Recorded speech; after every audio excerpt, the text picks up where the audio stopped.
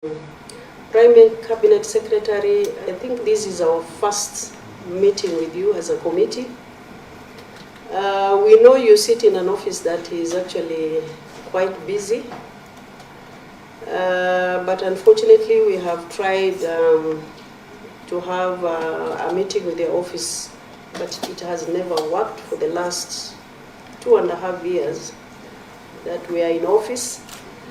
Our main concern is that we are supposed to carry out our oversight role as far as the ministry is concerned.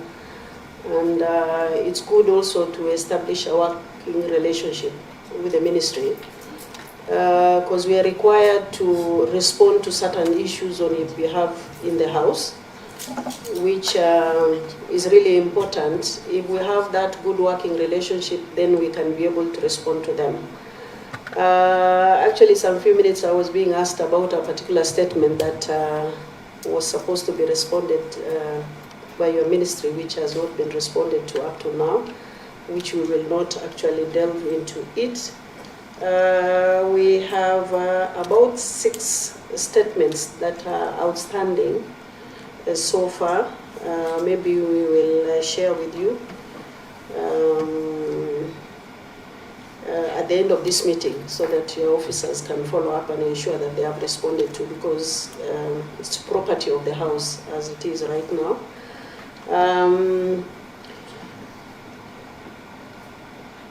Sorry, I have jumped one agenda, adoption of the agenda today, members, a proposer. Chair, I propose. Thank you, Senator Sifuna. Chair, I second. Thank you, Senator Ongeni. So we have adopted the agenda, and our main agenda today is to meet the ministry and to deliberate on how we should work together on outstanding issues. Prime Cabinet Secretary, what we need to look at as a committee, and also yourselves at the ministry, is issues on legislative proposals that you may have, that you can share with us as a committee. Then we can be able to deliberate on them. Again, apart from legislative proposals, there are policies that actually emanate from your ministry that can come to the ministry, to the committee, which we need to share with us if you require our intervention. Again, there are foreign missions that this committee normally, actually I'm the longest serving in this committee. I've joined this committee from 2013 up to date, and I've visited various missions and embassies in the country, and I know the challenges those missions are having. So the treaty making and ratifications, there are a bit of issues that we need to share and bring to your attention. Sessional paper number 1 of 2025 on the Kenya foreign policy. I think this is something that also we need to discuss. There are issues of capacity building, high-level diplomacy, regional peace initiatives. Right now, actually, we are having issues between Turkana and Toposa, which we really wanted to have a way forward on it between yourselves and also Ministry of Interior and also Defense. Then there are issues on international lobbying support, diaspora protection. There are issues on actually scholarships that actually come to the ministry. I remember severally I visited those missions, and they are saying there is a bit of delay when there is communication from from the missions to the ministry. So basically our meeting, apart from the issues we have raised, is to have a working relationship among ourselves, so that we know what you expect from us and what we expect from you. So I think with that introduction, we'll open the floor to the members, then we can give an opportunity to the other side Thank you, Senators, those who are ready. Senator Sifuna. First of all, let me say, Chair, that as a new member of this committee, it is quite shocking that there have been whole sessions of previous committees of the Senate that have not had occasion to interact with the Cabinet Secretary responsible for foreign affairs. And I was just, consulting the Secretariat. I doubt that it is only 6 statements that could be outstanding, because in the 3 sessions that we've had in the Senate, I am sure there are more than that in terms of questions that have been directed to this particular committee. And I'm hoping, Prime CS, that now that I am here, I'm not saying that I'm more important than any other senator, but I take my committee work a bit more seriously. It would be nice that that history does not repeat itself, that we have opportunity to engage. And in fact, preliminarily, I just wanted you to paint a picture of how busy you are as a Prime Cabinet Secretary, Honorable CS. Luckily for you, you have a very good team. They had softened the ground for you, quote unquote, before you came, because we usually get very upset when members of Cabinet snub committee meetings for other business. We have held the position that parliamentary business actually should take priority, but we understand that the exigencies of work that might cause you not to be here. You're also lucky you have a classmate of mine in your team, which helps to calm matters. Nick Biketi is my classmate, Honorable Chair. So, because we are talking about how we're going to work, this working relationship that the Chair talked about, maybe, your physical presence before Parliament and before the committee is something else, but really responding to questions by the ministry should not be subjected to the same. We should have at least written responses to the questions that have been posed to the ministry, so that even if you are not available, then we can have something to engage on. But I just wanted to understand the sort of environment that you work. I'm famously opposition, so I don't know how government works. So maybe CS, because we were discussing with your team to find out if it is possible for them, and in conjunction with our committee here, to find ways where we can agree on the best days to meet and the highest chances of us being able to have a conversation such as the one today. I was being schooled that Tuesdays are for cabinet. So that is the sort of information that I was hoping that we could exchange, so that in the future, if we agree that we're going to be meeting on Fridays or I don't want to say Saturdays, but I mean, that is a sort of just preliminary engagement that I would want to get, so that I understand the sort of atmosphere that you are operating under. Then we can be able to know how we engage. Thank you, Senator Sifuna. Senator Mgeni. Senator Lelegwe. I think, just for information, the statements that were handed over to this committee after formation of this particular committee, there are only 6. I think there is one that was supposed to be due 5th March 2024. This is on delayed issuance of passports by Senator George Mbogwa. Then delayed processing of passport applications in Kenya, that is by Mariam Sheikh. It was due also 5th March 2024. Senator Chute, repatriation of Kenya refugees from Ethiopia. I think this brought a very heated debate in the House. Then Senator Wahome Wamatinga, the waiver of visa requirement for persons traveling into Kenya. That was also 23rd May 2024. Senator Richard Onyonka, plight of missing Kenyan citizens in Saudi Arabia and other foreign countries.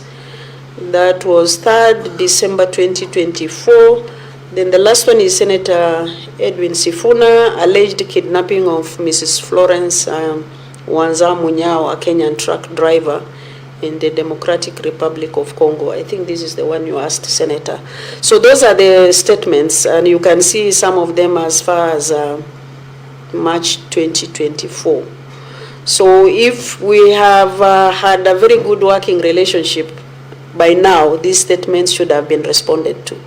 It's not that we want to bring down the ministry, but in the absence of maybe the busy schedule of the Prime Cabinet Secretary, PS, your team should be able to put these statements together for him and signs when he's available. It's really very important. So it doesn't go well if statement delay for almost 1 year and members are asking for it. So I think with that, Senator Sifuna, you want to say something? Just one point, most critically, Honorable Chair, is that some of those matters have actually been overtaken by events. I'm aware, for instance, that lady who was kidnapped was already released. So, you know, it makes it look like there's a problem somewhere. I mean, we should deal with issues when they are current. Yeah. So we now turn to Cabinet Secretary, I think your side. And then we can open up for discussion for whoever wants to contribute. Thank you. Thank you. Thank you, Madam Chair. First of all, let me just state that having been a parliamentarian, I take parliamentary business very seriously. So I will not fall into a lapse where I disregard parliamentary business or inquiries. But let me say that where there have been lapses, we shall take care and take corrective measures. Some of the issues that have come up, I've responded in the form of answers to the Senate actually, in a couple of instances. Some of the issues that come up here I've responded to. The more recent one was the one of refugees in Marsabit, which was brought by Chute. On the issue of the passport applications and delays, what I would say is that we will have to do a little better in our own coordination, because the Ministry of Foreign Affairs does not issue passports. These are issued by the Ministry of Interior, the Immigration Department. But by virtue of me being the Prime Cabinet Secretary, I can obtain the information. But I can see in some of these instances where we could have landed into trouble, in the sense that maybe it was directed to Ministry of Foreign Affairs, and there could have been a delay in the communication between Foreign Affairs and Interior. But that is now for us to correct the internal communication mechanism within the executive, so that we do not have those kind of... Sorry, I think we don't have a full statement by those members.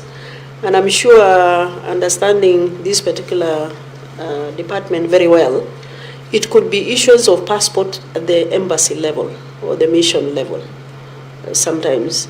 And I think, you know, the mission is wholly under your docket. So that could be another issue, maybe when there is a loss, when there is also new issuance, or maybe replacement. I don't know. I don't have... I'll look at the statement so that we can get the details of it and then respond appropriately to that particular issue, including whether there was the issue of the waiver requirements, so that we went into the ETA. I will be able to respond. What I would request from the chair is that once I get full sight of the statements which you say you will share, we'll develop comprehensive responses and submit to the committee. Then the committee can call us for any matters arising thereof, and that way we will be able to deal with the issues, including aspects around treaty ratifications, aspects of capacity building, and we will also be able to share details of the the sessional paper number 1 of 2025, and also we give you details on programs of the scholarships that we have, the records that we have. I've been very open on this matter. I've always said that it is important that as Kenyans we make public where scholarships have been offered, what fields, and I've even gone further to insist that we need to have a policy so that we can show to the Kenyan people that there is equity in and fairness in the awarding of these scholarships between the various supportive countries, the Ministry of Education, and of course the Ministry of Foreign Affairs. I believe some of these are issues that are now even canvassed within the sessional paper on foreign policy, that we want to unlock matters around foreign policy and make them public and make more people aware of the partnerships and what those partnerships entail between us and various countries. So I want to reiterate, Madam Chair, that we will be open, will be available, and the few occasions where it may look like there was a snub, I want to put it on record that we cannot snub Parliament. Neither can we snub a committee of Parliament.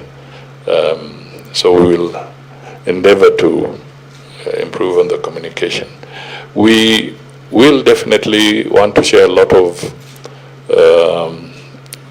because as much as you legislate for us, it would be important that we also seek your views on quite a number of issues that could have important bearing on our foreign policy and on our security issues as we go forward, because this is not a static position. These are always emerging issues. Sometimes as we sit here, for instance, the impact of the tariffs wars have serious implications. And we need to exchange views on this kind of things. We have seen aid cut substantially in very critical areas like health, and this will have implications on the citizens of this country. So it will be important that we work very closely together. And let me put it that from today you will see a change in how we engage. And I will also talk to my team so that the areas of where we need information from another ministry, if it has been channeled through us, we should not assume that if a letter has been dropped to the other ministry to say this is about you to respond. We must have a deliberate follow-up to make sure that the question, the response is properly weaved. Because I cannot come to the Senate and pass the buck. It would be better if a colleague minister would be saying that we will refer this matter to the Prime Cabinet Secretary for a conclusive response, rather than me saying, as the Prime Cabinet Secretary, I'm referring it back to. So these are issues that we will sort out. So let me put it that indeed I am busy, Honorable Sifuna, Senator. I am busy, no doubt about it, but I'm not too busy to avoid Parliament. Yeah, thank you. Thank you, Prime Cabinet Secretary. Members, any intervention? It's open now. We open the session now for any clarification, questions. Open, yeah, it's now open. My issue is general. just a concern we have received from a number of our citizens on the rising fee on visa applications, especially students traveling to various countries. The fees are a bit exorbitant. Prime Cabinet Secretary, I think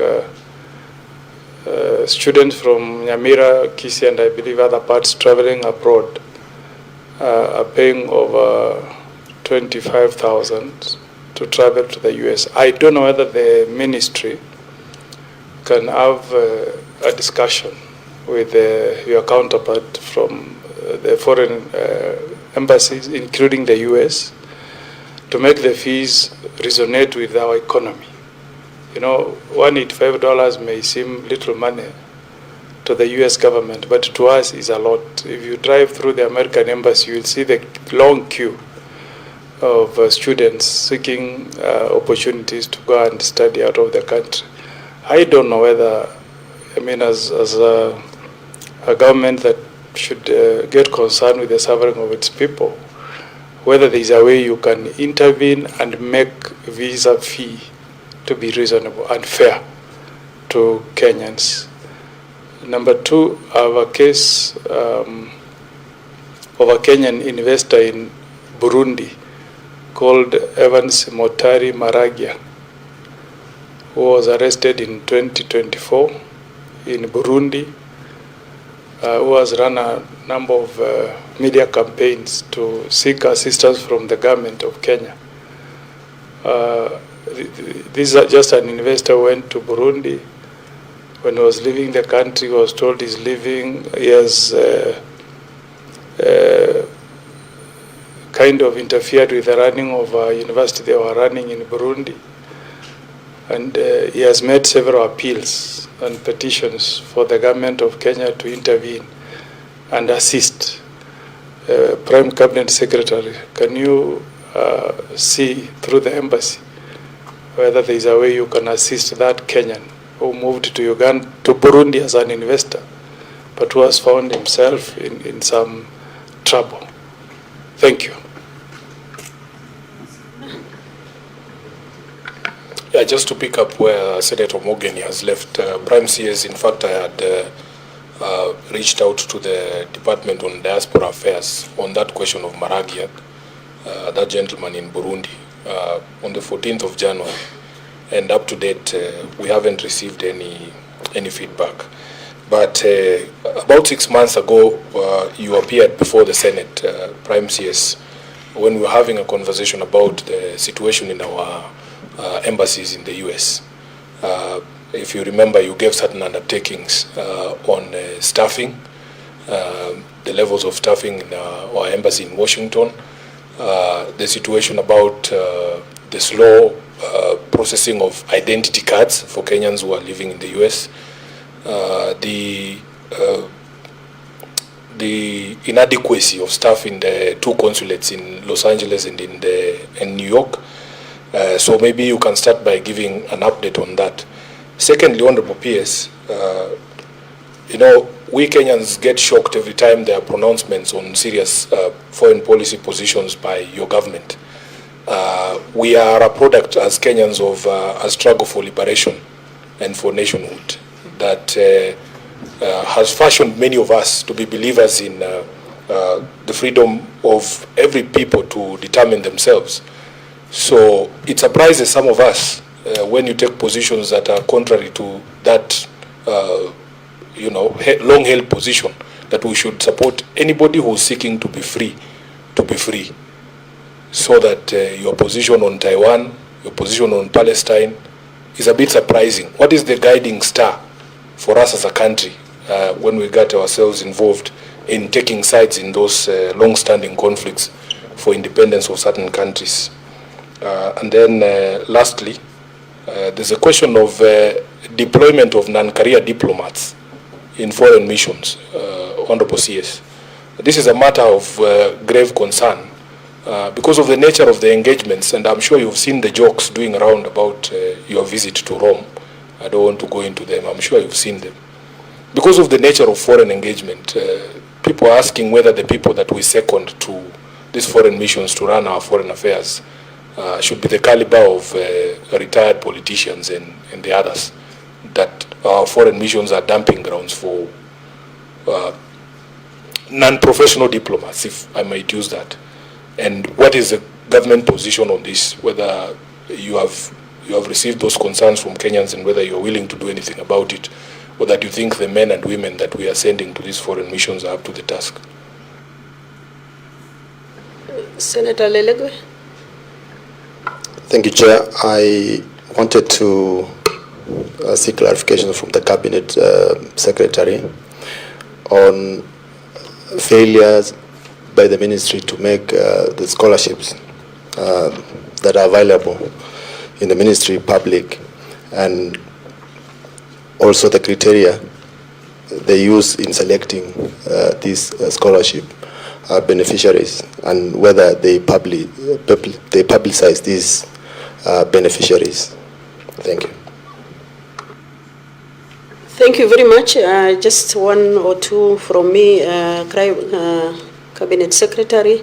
Now, I really wanted to know whether you have a structure of movement of the scholarships from the mission to the Ministry of Foreign Affairs and then to Ministry of Education, because that is where there is a bit of complaint that it's not actually reaching the right people. That is number one.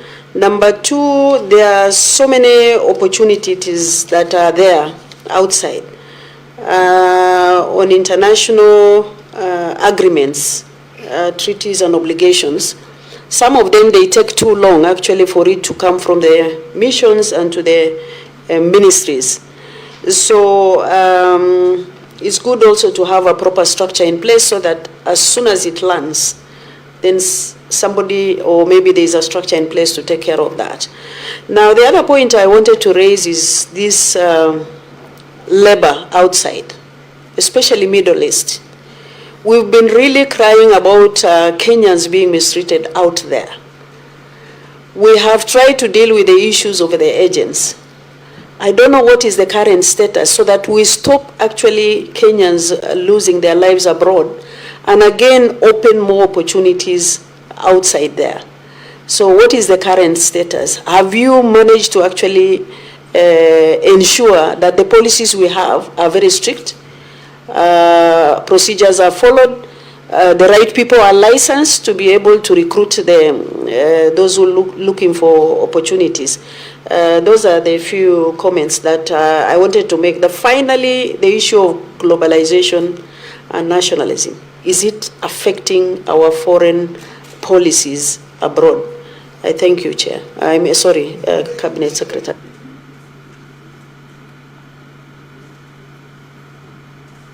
Thank you.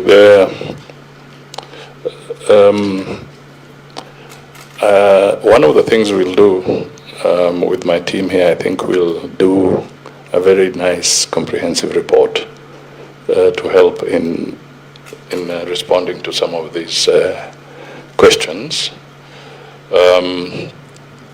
Now, first of all, let me deal with the first one. Kenya's position with respect to China is that we have adopted a one China policy.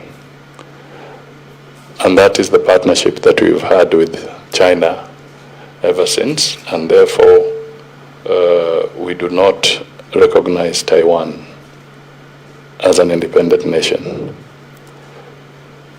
We believe in a one China policy, and that's the principle that has been guiding us, not just now, but to the best of my knowledge, each successive government has maintained the one China policy, and it is in our strategic interest that we maintain the one China policy. The other thing that I would then touch on is I do agree that the issue of staffing and to what extent we support career diplomats has been a major issue for us. And we have now integrated it in the sessional paper to guide that we would prefer a situation where, to maintain proper professionalism, the ratio of the diplomats should be officers who have trained and grown in the system to the ratio of 70%, and about 30% can be external infusion, because again, there's always some merit in injecting a few experienced people into the diplomatic system. You cannot be continuously incestuous, but the ratio we propose, and it's in the social paper, is 70 internal and 30 external. So we have now put this and built it into our policy so that it's no longer ambiguous. It now becomes public knowledge that that is the position. And it is our desire that this will now guide future nominations or appointments to the diplomatic service. We have also been grappling with underfunding of our various diplomatic missions. This is a fact because we have been going through fairly difficult physical positions as a country. And under the circumstances, the resource flows or budgetary allocation to some of our missions has been inadequate to the extent that sometimes some of the officials are put in embarrassing situations. So we intend to correct that. And one of the things that we have proposed and the cabinet did approve and the government of Kenya did approve is that whereas the budgeting process was placing matters of foreign affairs and diplomacy in the normal administrative processes, it should have been squarely within the security sector, because constitutionally matters of foreign are actually in the National Security Council. So we have now corrected that so that future budgeting processes will be in the context that matters diplomacy and foreign affairs, this is the first line of defense, actually. In fact, that's why we are in the same committee of intelligence, security, and so forth. We want to be within that category, and this way, it gives an opportunity for higher ceilings within the budgetary framework, and it also reduces the possibility of arbitrarily budget cuts, which seriously impair foreign operations. Once you're out there, there's no way you can say that your neighbor will bail you out. Once you're out there, literally, it's you and your country. And therefore, we must make sure that the resource allocation to our missions is appropriate so that we don't put them in trouble. In fact, it can be a national security risk if you are to go deeper into it. Because if your diplomats are underfunded, there could be temptations. And in the process, very delicate information that could be of national security concern could be compromised. So these are areas that we have taken into account. And that speaks to the consular, our consulates as well, like in the US and other places.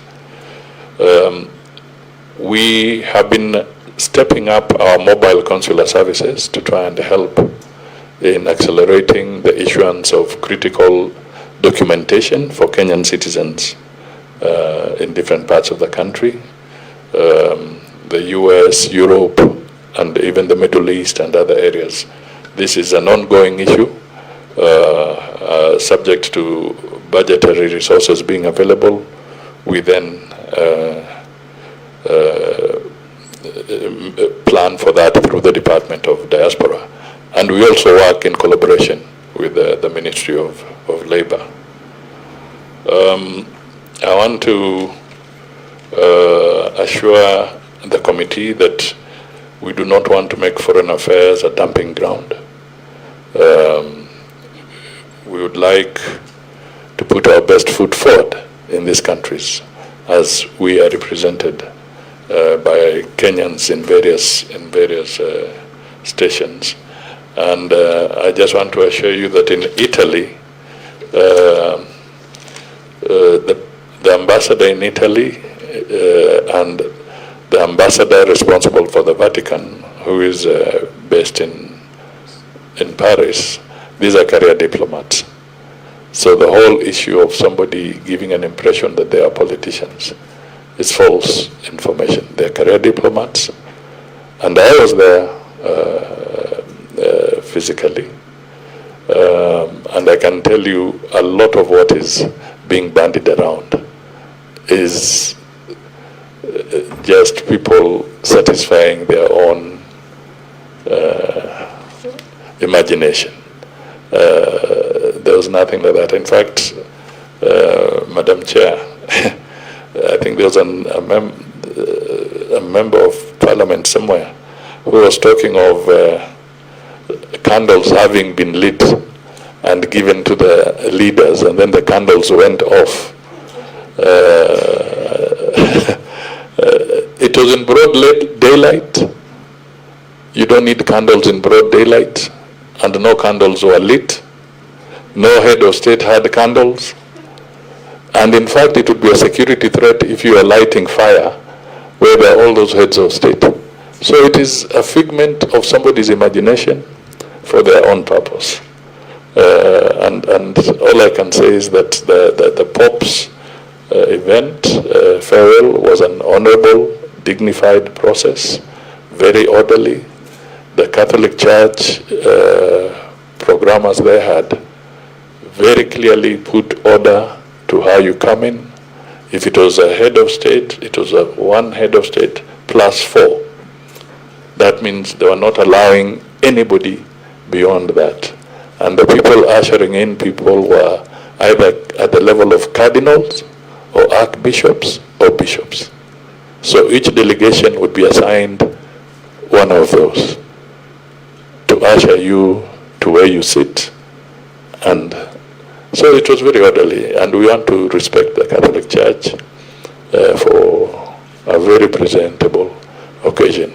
In fact, it would be unfortunate for Kenyans to try and belittle a process of this nature where the Pope was being given a dignified send-off. But the Honourable Senator has brought it to my attention, at least. I hope I've corrected this image that was doing the rounds from another quarter. I know it was not him. It was from another quarter. Just on that issue, Prime Cabinet Secretary, the initial announcement was that Kenya was going to be represented by the head of parliament, the Honorable Speaker, Wetangula. Was that information correct, or how did it happen that in the end our head of state was also present there? The head of state was on a state visit to China, and one of the challenges was to process and finish the engagements of the state visit on time to be able to be in the Vatican. So the precaution was that in the event that the logistics would become a problem, then there was a plan B. Okay, but the president made it out of his engagements there, and I think we are covered in the sense that he represented the country at the funeral service. The data around universities, as I said, will share information. I have been very outspoken. My officers are here, and they know very well that one of the things that I really spoke to was exactly what the members are raising today, that we need to bring transparency to the scholarships that Kenya obtains from friendly countries.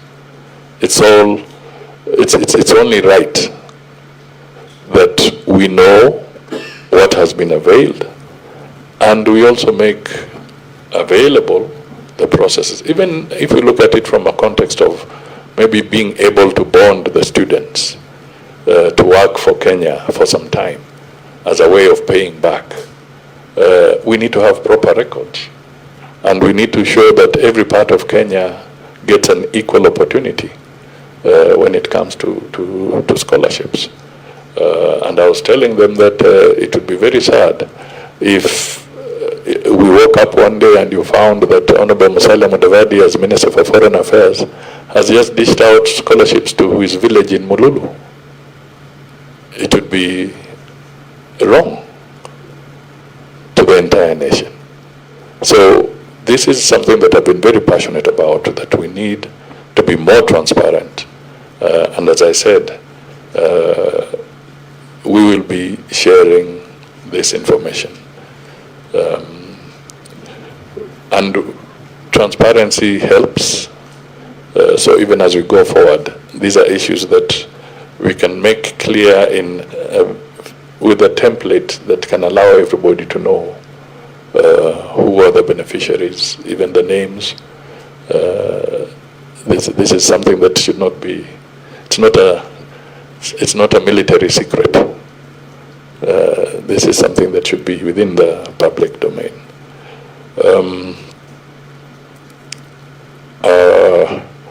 I take the position of the treaties also very important, that they should also be made public after Parliament has processed.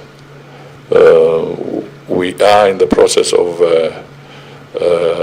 going digital on this, so that one can access the portal and be able to know what treaties or what MOUs have been signed by Kenya and different countries. And then on the basis of that, if people want to engage within a framework of either investment or business, they can look at the kind of MOUs that exist between us and some of those nations. We have the Middle East issue and the question of the labor migration issues. This continues to be thorny, to be honest. Even as late as today in the other forum I was in, some of these issues still come to fore. That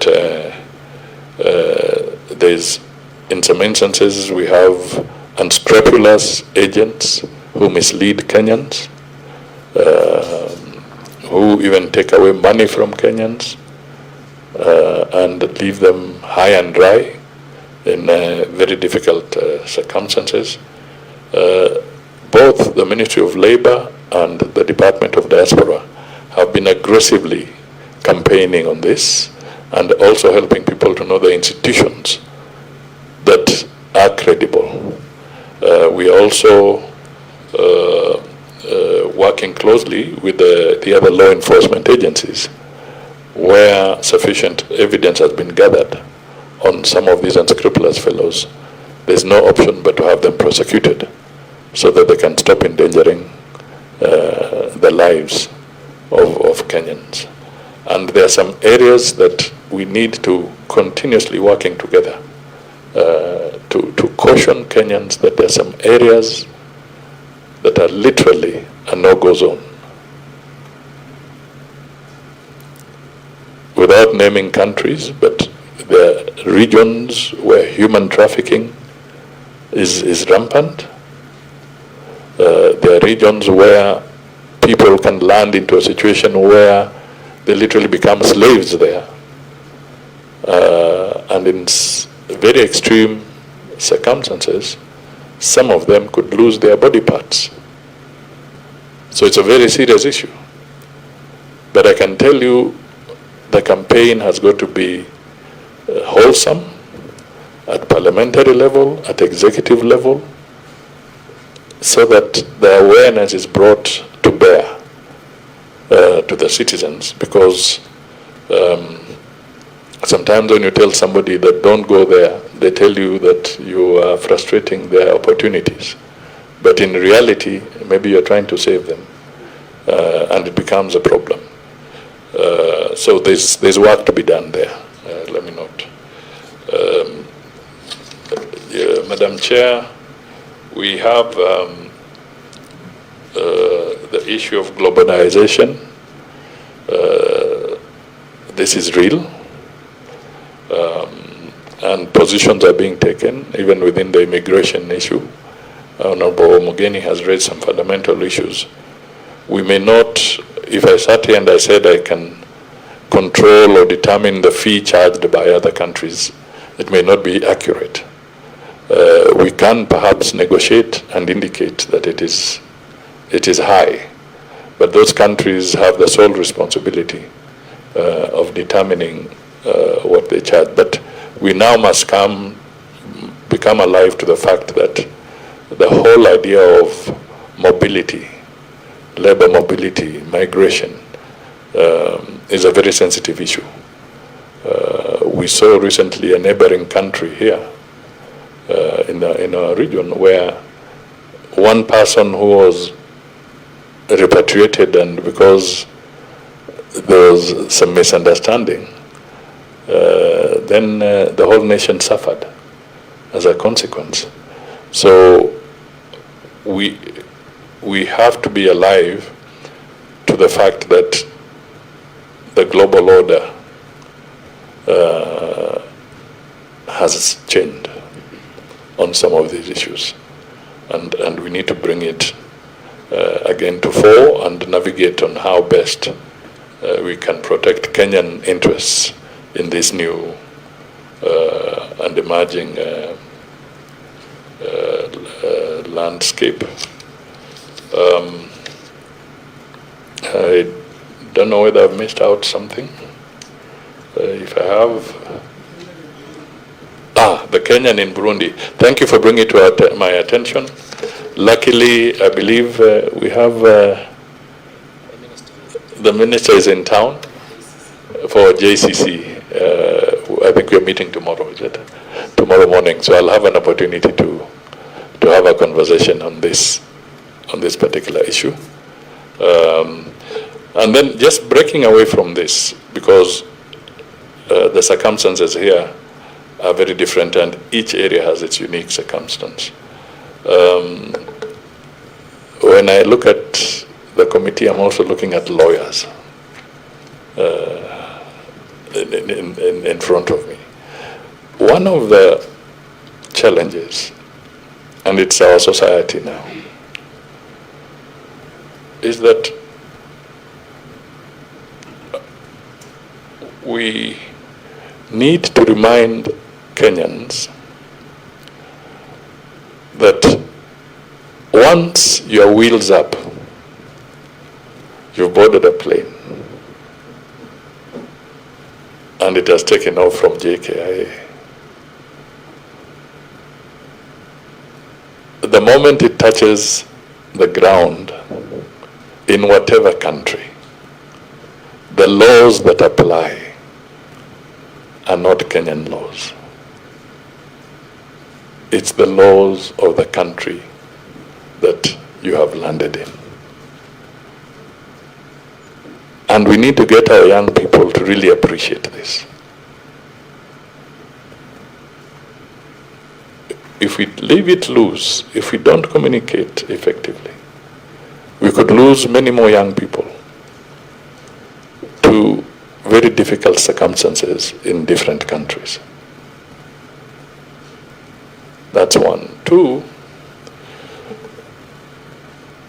we also need to remember, as we protect Kenyans, Parliament has not given us an allocation to literally take over the legal challenges of all Kenyans where they have gone. It's not possible for any country.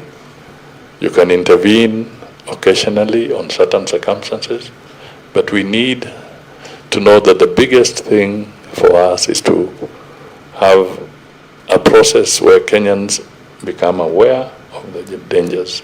As we speak, Madam Chair, there are over 1,000 Kenyans incarcerated in different countries for different offenses. And here in Kenya, we also have non-Kenyans from different countries who are also incarcerated here for different offenses. Some from Europe, some from the continent, some from Asia.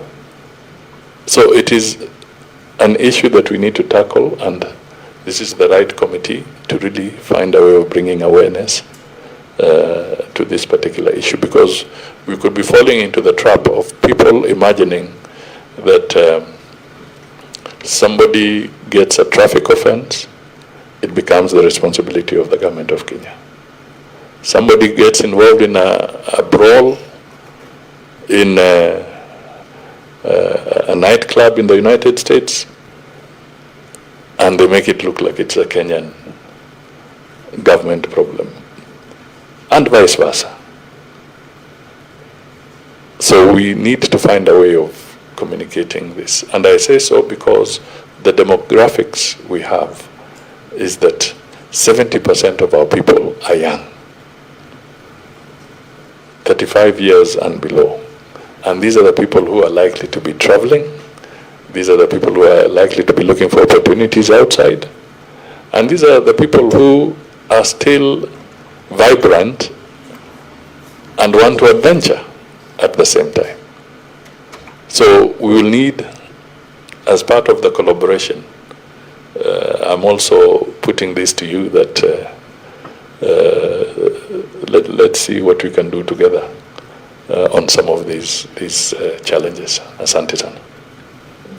Chair, I think the PCS has missed out on the question of staffing of the embassies in the US, because last time when we had the engagement in Parliament, you had indicated that there were certain steps that were being taken to enhance the capacity there. The US is a major partner. When I was there in August, we had only one trade attaché, and we were being compared to the embassy of Vietnam. They had 4 just for agriculture. So I wanted you to address that, and there was also controversy as to whether our ambassador had reported at the time you appeared 6 months ago in the Senate. And the question that was also put to you, you can touch on it, on why since Burudi na Bwera in 1963 until today you have never seen it fit to post a woman to Washington. So just on that issue in Washington. Well, on Washington. Just in addition, Yes. Senator Kamau. Oh, okay. Senator Kamau, are you there?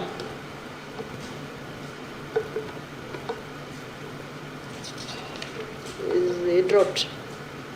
Okay. Okay. Just maybe one intervention, CS. Now, I visited Brussels one time, and they have a very good network of diaspora on the issues of welfare. And they used to encourage Kenyans who are living in Brussels to do registration. I don't know whether, of course it is hard to know who comes in and who goes out, but it's a very good culture where I realize they are also supporting each other whenever there are challenges, contributing to each other's welfare and all that. Is it possible to inculcate that culture within our, embassies, and also for those who are actually leaving the country, they should be encouraged to register with embassies? It will be easier to coordinate all these challenges. I thank you. Thank you, Madam Chair. On that one, I agree with you fully. Really, I have nothing more to add. We just have to follow that template, and it will really help in bringing better cohesion. The Diaspora Department is attempting to improve on that, but the direction you're pointing is the the right direction. The staffing in the U.S., now we have the ambassador is, substantive ambassador is in place, Ambassador Kerich, and his staff complement has been reinforced, and we continue to do so. Part of it, as I indicated earlier, was also a budgetary issue in terms of making sure that you have the resources because our financial processes are extremely rigid. Following the Public Finance Management Act and ensuring that your drawdown is in accordance with the regulations, they are very rigid. But we are continuing to improve on that, and we are going to strengthen the areas that we might say we can wait, a waiting system to see the level of engagement between Kenya and that country determines the staffing levels in those countries. So it's work in progress. As to why we have not had a female ambassador, I have listened, and I will convey this message to the nominating authority so that in the next cycle that can be a consideration. But we have right now, if I pick up what you might call some of the critical stations, in Paris there's a lady, in the UK there's a lady, in Canada there's a lady, in Geneva there's a lady, and in Bern, Switzerland there's a lady, in Morocco. So we, any more? But there are quite a number. But so yeah. So it's not as bad as it looks. In fact, the men are under threat, so to speak.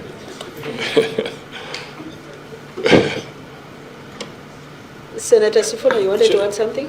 Chair, it's just that when you visit the embassy in Washington, it really looks bad that they have a wall of portraits of all our ambassadors from Nabuera to, I think by that time, the last one was Githai I saw on the wall. It doesn't look very neat, but I'm happy with the answer you've given. Now, Chair, just finally on some of the things that the CS has said. CS, I understand that constitutionally, all this policy, including foreign policy, when you're making them under Article 10, you're required to subject these things to public participation. I am not very sure that you have subjected that position you've taken on China to public participation in terms of whether it's a moral decision or a purely commercial decision. And it will be very interesting to know, because it needs to be uniformity in our approach.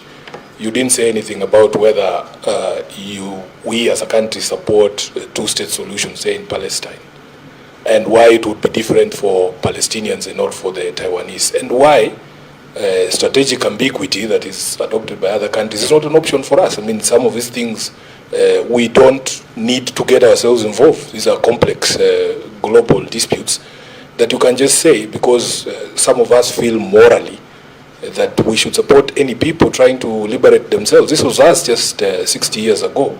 Imagine if they were saying we support one Africa under the British. You know, it would not sit very well with us. So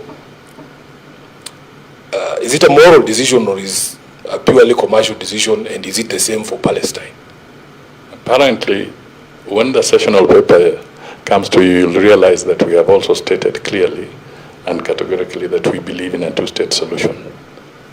So we are very deliberate on this.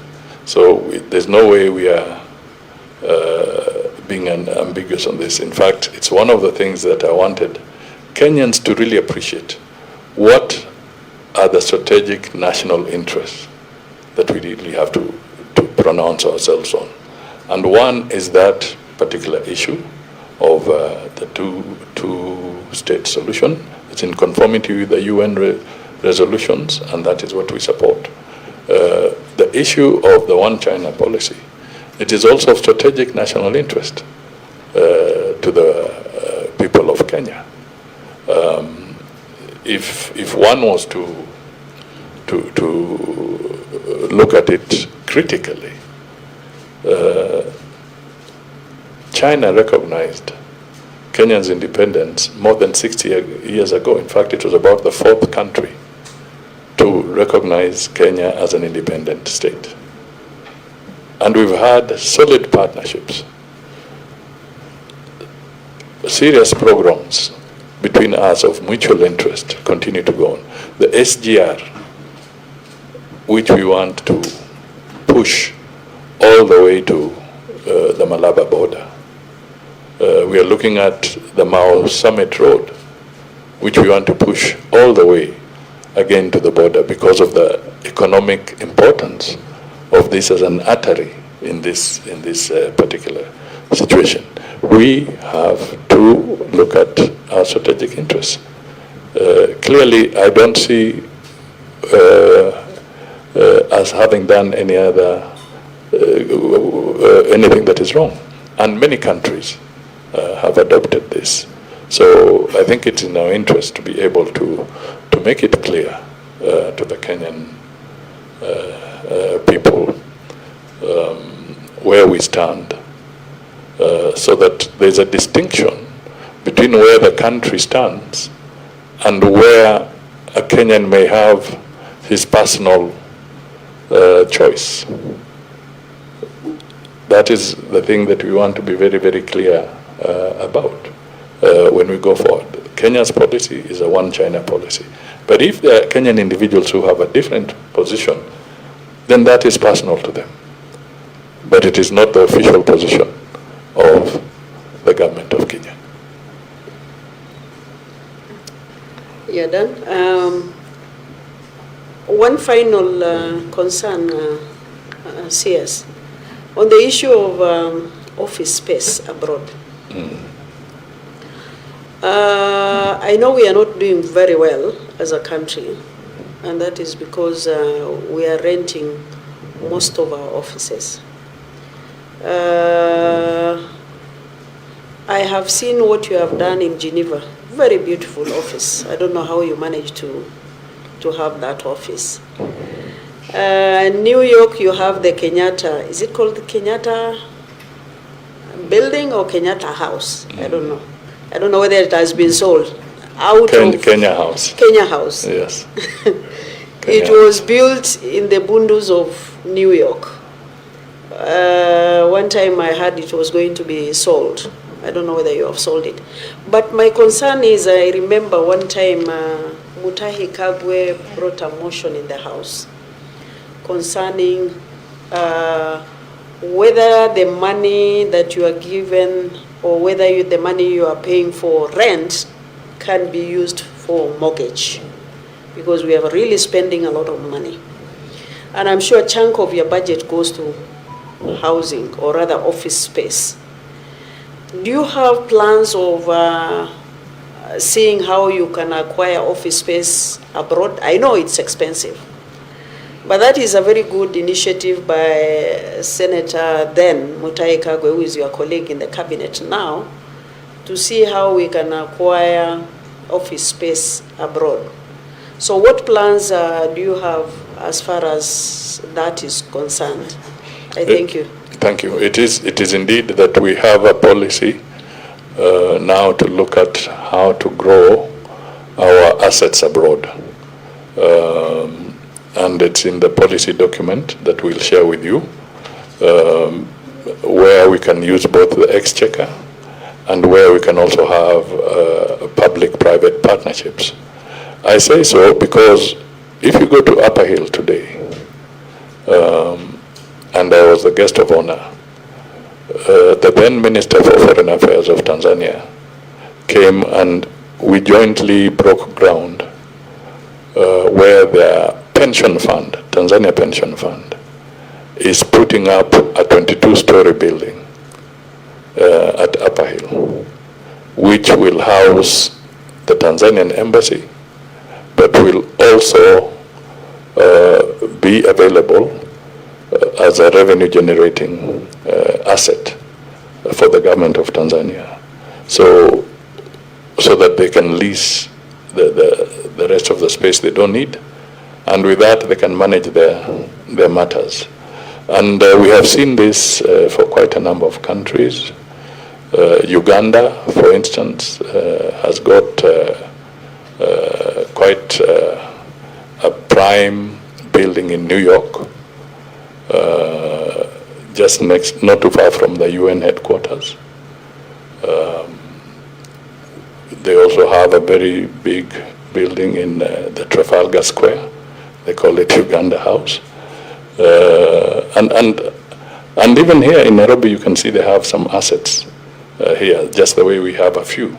So we have a plan to be able to start making serious investment proposals for the assets that we have, so that we can maximize on the returns and draw A&A, which can then help in funding our missions more robustly as we go into the future.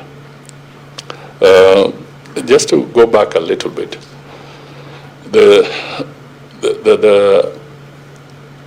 why it is also important, if I may just really help in what Sifuna was raising.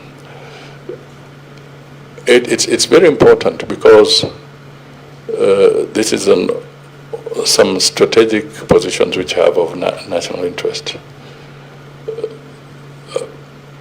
We believe it's important to always have an official Kenya position on some of these very critical areas, so that we don't send mixed signals on very clear, on very strategic areas.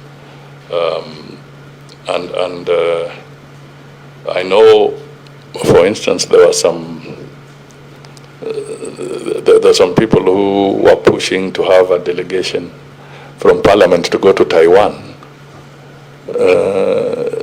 when the President of Kenya is visiting China for a state visit. You see, looking at it, that would have been a provocative action, and it could have cost the country dearly. So there are certain things that we need to be alive to, because they can have serious and devastating implications on the broader welfare of the country. Thank you. Chair, just what my final comments on these things. First, Waziri, I want to commit that we will help in educating Kenyans who travel to be of the best behavior, but you will agree with me that a vast majority of the people who live this country are peace-loving and law-abiding citizens. They did not leave Kenya as criminals themselves. They did not commit crimes here. They go there to look for better lives for themselves and for their families. And sometimes misfortune finds you. I had a friend called Marianne. She was bludgeoned to death in London just recently. I myself was deported from Angola just a few weeks ago. I had my papers correct. I had the visa. I arrived at the airport, and I must say that your ambassador there, Joyce Maithi, she was very supportive. She came to the airport herself, although I didn't even get a chance to wave at her. But she tried her best to get me into the country. So sometimes people run into problems, not of their own making.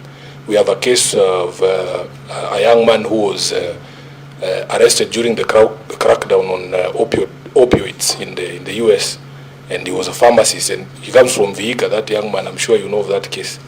And all we want is that when things go wrong like that, there has to be some legal support from your country. As in, we've seen other people, when there's a crisis in southern Lebanon, their countries are very fast to evacuate them from there. Now for us, Kenya, honestly, Honorable CS, our citizens out there don't feel like their country is always going to be there. Immediately they fall into problems. It took a lot of time for us to get our people out of south of Lebanon, and you know it. You cannot compare the speeds with other countries. Now, just on this question of clarity, in fact, your ministry has issued a statement today, apparently disowning your friends from the RSF, Honorable CS, whereas it is wrong for us as Kenyans to go to other countries and commit crimes. Why do we allow other people to commit crimes in our jurisdiction? The question of the RSF holding a meeting in the heart of the city here at KICC, claiming to be forming a parallel government, that's not something that should happen. It's similar to what you allowed to happen with M23. And then people who are just here for, they have come to visit us, like my friends Besige. Those are the ones you go for quickly and return them to Uganda. It doesn't present a very good picture on what we are as a people. We should be a safe haven. We should not allow people who are involved in conflict in their own countries to be holding press conferences here. I doubt that I would finish a press conference speaking in Uganda, for instance, about forming a parallel government anywhere else. So that clarity is also something that we want to hear from you. When did these RSF people stop being our friends? I've seen you have abandoned them today.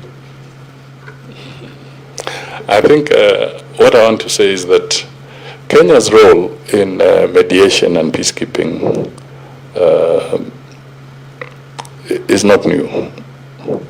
It's historical.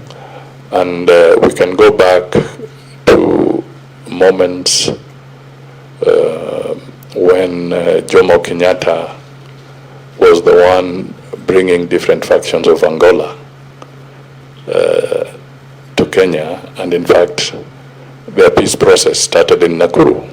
So I really feel sad that you got that kind of treatment. But we'll try and understand the circumstances through diplomatic channels as to why you had to undergo that particular misfortune. Now, Kenya helps to provide a platform for various countries for people to talk. South Sudan, they have different factions. They have many peace efforts taking place in Nairobi. Mediation of different factions, different political groups, and Kenya has always offered that opportunity. In fact, you will recall that South Sudan began its journey here in Nairobi by different factions coming here and talking until they got their independence.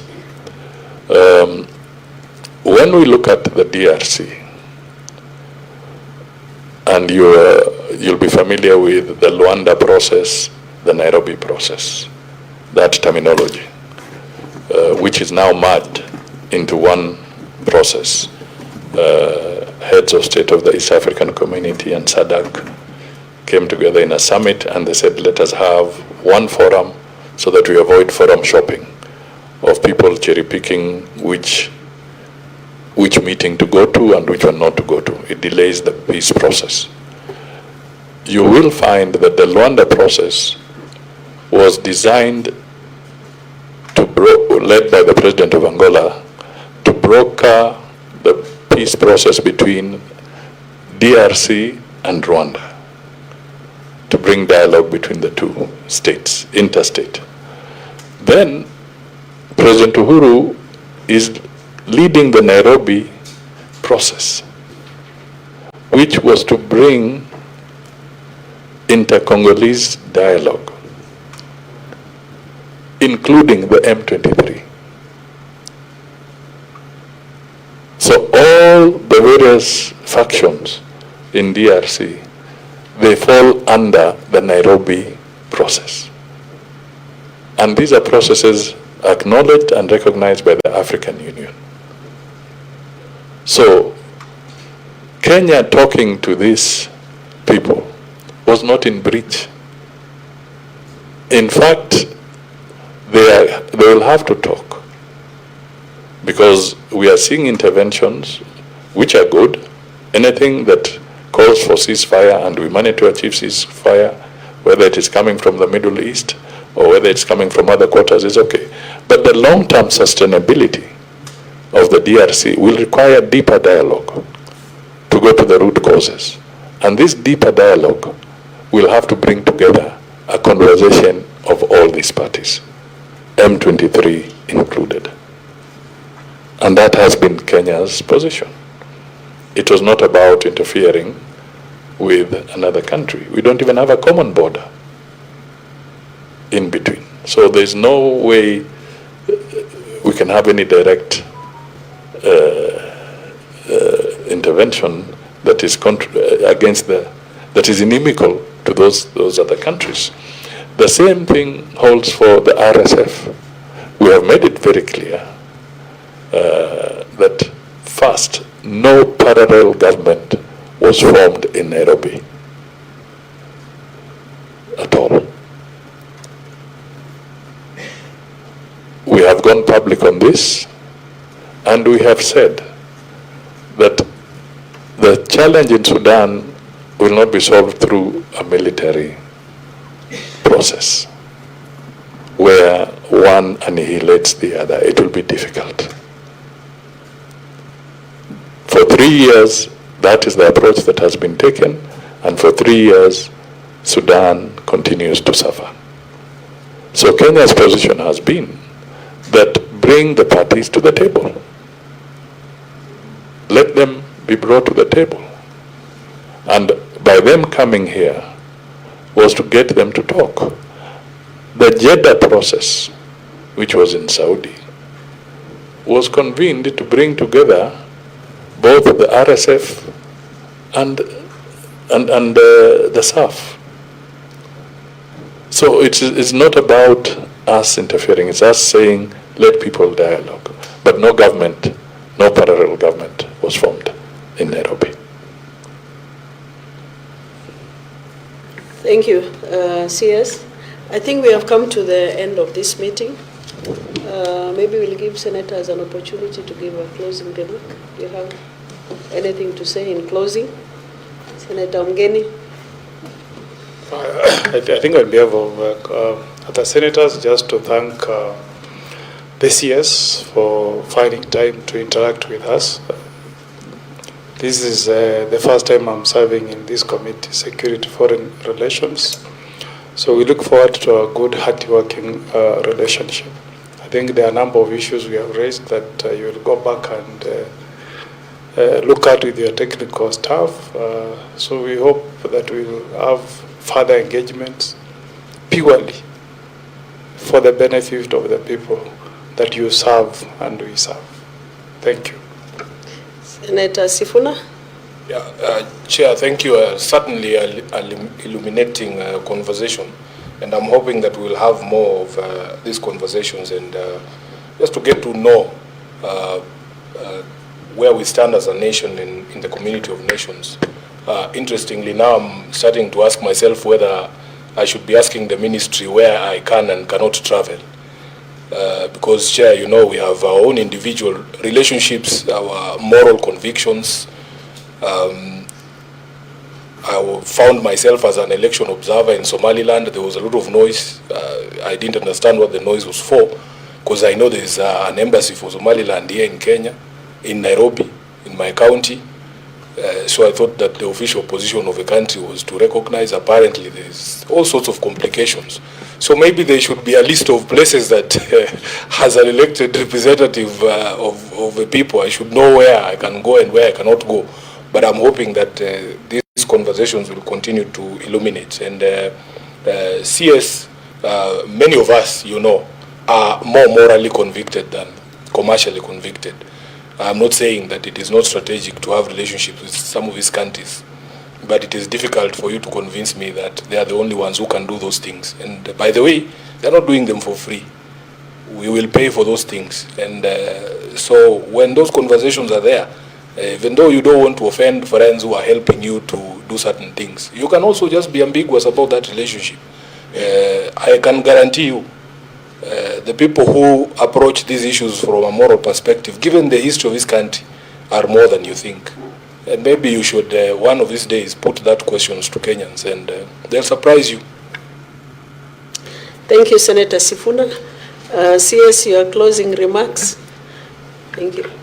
Thank you. All I can say is that I think this was a very good interaction. I look forward to more of this nature so that we can work together on critical areas. We may not always agree, but it is important that we have these conversations often. But I want to assure you that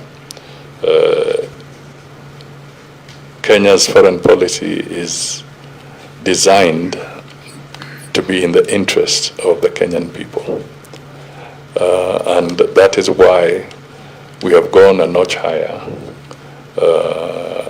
by actually presenting and getting Parliament to the National Assembly to have a sessional paper on Kenya's foreign policy. We have never actually had a sessional paper on Kenya's foreign policy. What has been foreign policy has been largely a document within the executive. This time we are saying, no, we cannot continue doing it that way. The people's representatives must have this, and they must have an opportunity to input into that policy. And public participation was undertaken by the Committee of the National Assembly on some of the questions that we have touched on today. But I really want to appreciate the very positive concerns of this committee. It shows that we are for the same objective, a prosperous Kenya. Thank you. Thank you very much. We are closing now. We really appreciate your coming. CS. We have taken a bit of time to have this kind of interaction, but nevertheless today, some of us, we say God's time is the best time. So maybe one concern is especially the one you have said and Senator Sifuna has raised on the countries that we are required to visit. If you can communicate to Parliament, it will be important so that when members plan for these trips, they know where to go and where not to go, just to avoid some embarrassment is really very important. So that communication is really key.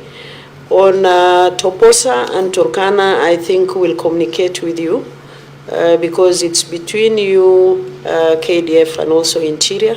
It's a matter that we can have a joint sitting so that we can iron out. On the statements that are outstanding, we will officially write to you and attach the statement so that we can have a quick response. But otherwise, we say thank you very much for coming. We should be able to continue working together and protect the interests of Kenyans, both locally and also abroad. Thank you very much. We now close our meeting. The meeting stands adjourned. Thank you very much.